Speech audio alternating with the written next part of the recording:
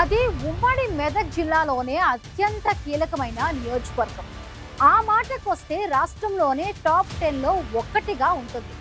అధికార పార్టీకి, ప్రతిపక్ష పార్టీలకు ఒక్క మాటలో చెప్పాలంటే అన్ని పార్టీలకు ముఖ్యమే. వేల సంఖ్యలో పరిశ్రమలు, దీనికి తోడు రియల్ ఎస్టేట్ భూమితో పార్టీలు, నాయకుల ఆర్థిక అవసరాలు తీర్చే కల్పతరువు ఆ నియోజకవర్గం. ఒకప్పుడు అక్కడి రాజకీయం వన్ సైడ్గా ఉండేది. కానీ ప్రస్తుతం అక్కడ అన్ని పార్టీల ముఖ్య నాయకులు కాంగ్రెస్ పార్టీలో చేరడంతో ఎవరికి వారు ఆధిపత్యం కోసం ఆరాటం పడుతున్నారు. ఎవరి దారి వారిదే, ఎవరి పెత్తనం వారిదే అన్నట్టుగా వ్యవహరిస్తూ ఉన్నారు. నాయకుల మధ్య కార్యకర్తలే నలిగిపోతున్నారు.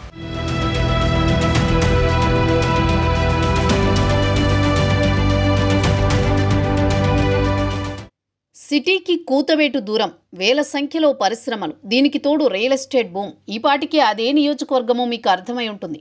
ఎస్, మీరు గెస్ట్ చేసింది కరెక్టే. అది పటాన్ చెరు.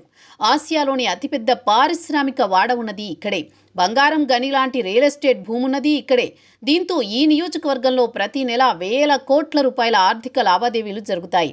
ప్రభుత్వ ఖజానాకే కాదు, చాలామంది జేబులను సైతం ఈ నియోజకవర్గం నింపుతోంది. ఇంతటి కీలకమైంది కావడంతో ఎవరికి వారు తమ ప్రభావం చూపించడానికి ప్రయత్నిస్తూ ఉంటారు. ఆధిపత్యం కోసం ఆరాటపడుతూ ఉంటారు. ఒకప్పుడు పటాన్ చెరు నియోజకవర్గంలో ఎమ్మెల్యే మహిపాల్ రెడ్డి ఏకఛత్రాధిపత్యం నడిచేది. గత అసెంబ్లీ ఎన్నికల్లో ప్రధాన పార్టీల నుంచి పోటీ చేసిన వారంతా తర్వాత అధికార పార్టీలో చేరడంతో కొంతకాలంగా పరిస్థితులు మారిపోయాయి. ఒకవైపు ఎమ్మెల్యే, మరోవైపు అధికార కాంగ్రెస్ నుంచి అసెంబ్లీ ఎన్నికల్లో పోటీ చేసిన అభ్యర్థి, ఇంకోవైపు హస్తం పార్టీ నుంచే పార్లమెంట్ అభ్యర్థిగా పోటీ చేసిన వ్యక్తి.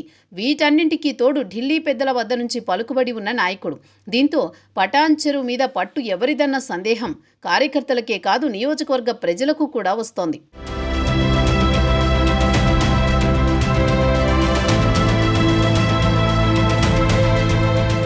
2014 సాధారణ ఎన్నికల ముందు బీఆర్ఎస్ పార్టీలో అనూహ్యంగా అసెంబ్లీ టికెట్ సంపాదించుకున్నారు మహిపాల్ రెడ్డి. టికెట్ దక్కించుకోవడంలోనే కాదు, ఓట్లు రాబట్టుకోవడంలోనూ సత్తా చాటి విజయం సాధించారు. 2018, 2023 అసెంబ్లీ ఎన్నికల్లోనూ గెలిచి హ్యాట్రిక్ కొట్టారు.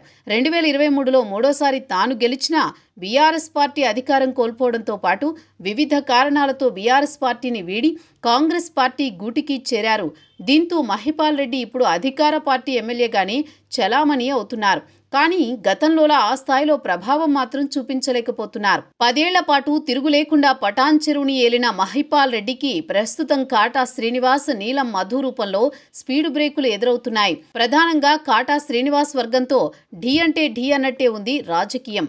ఒక దశలో కాటా వర్గం మహిపాల్ రెడ్డి క్యాంపు కార్యాలయంపై దాడికి కూడా దిగింది. ఎమ్మెల్యే క్యాంప్ ఆఫీసులో సీఎం రేవంత్ రెడ్డి ఫోటో పెట్టకపోగా ఇంకా కేసీఆర్ ఫోటోనే ఉందంటూ దాడి చేసి ఫర్నిచర్ కూడా ధ్వంసం చేశారు కాటా వర్గీయులు.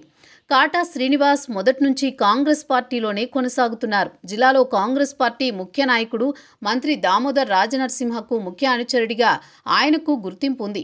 2018, 2023 అసెంబ్లీ ఎన్నికల్లో కాంగ్రెస్ పార్టీ అభ్యర్థిగా పోటీ చేసి ఓడిపోయారు కాటా.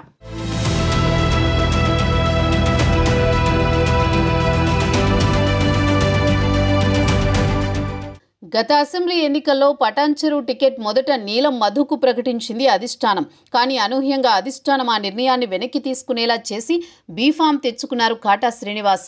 ఈ వ్యవహారంలో దామోదర్ రాజనరసింహ కీలక పాత్ర పోషించారన్నది పార్టీ వర్గాల టాక్. కాటా శ్రీనివాస్ పటాన్ చెరులో ఓడిపోయినా పార్టీ అధికారంలోకి వచ్చింది. ఇప్పటికైనా తన ప్రభావం చూపిద్దాం అనుకునే లోపు కాటాని ఓడించిన మహిపాల్ రెడ్డి హస్తంగూటికి చేరారు. దీంతో అనుకున్నదొకటి అయ్యిందొకటి అన్నట్టుగా పరిస్థితి మారిపోయింది. అయినా వెనక్కి తగ్గకుండా నియోజకవర్గ పరిధిలో పాలనా వ్యవహారాల్లోనూ తన ప్రభావం చూపెట్టేందుకు కాటా ప్రయత్నిస్తున్నారు. అసలైన కాంగ్రెస్ పేరుతో నామినేటెడ్ పోస్టుల్లోనూ తన వర్గానికే ప్రాధాన్యం దక్కాలంటూ పార్టీ అధిష్టానంపై ఒత్తిడి తీసుకొస్తున్నారు. అసెంబ్లీ ఎన్నికల్లో 2023లో బీఆర్ఎస్ నుంచి టికెట్ ఆశించి భంగపడిన నీలం మధు ఎన్నికల ముందే కాంగ్రెస్ పార్టీలో చేరారు. టికెట్పై చివరిదాకా సస్పెన్షన్ నడిచాక నీలం మధుకే పటాన్ చెరు టికెట్ కేటాయిస్తూ ప్రకటన చేసింది కాంగ్రెస్ అధిష్టానం. ఆయన పేరు మీదే బీఫామ్ కూడా వచ్చింది. కానీ కాటా శ్రీనివాస్ లాబియింగ్తో నీలం మధు వెనక్కి తగ్గాల్సి వచ్చింది. కాంగ్రెస్ అధిష్టానం తన నిర్ణయాన్ని వెనక్కి తీసుకుని కాటాకి టికెట్ కేటాయించింది. దీంతో బీఎస్పీలో చేరిన నీలం మధు ఆ పార్టీ అభ్యర్థిగా పటాన్చెరు నుంచి బరిలోకి దిగారు. అసెంబ్లీ ఎన్నికలు జరిగిన కొద్ది రోజుల్లోనే తిరిగి కాంగ్రెస్ గూటికి చేరుకున్న నీలం మధు మెదక్ పార్లమెంట్ అభ్యర్థిగా పోటీ చేశారు.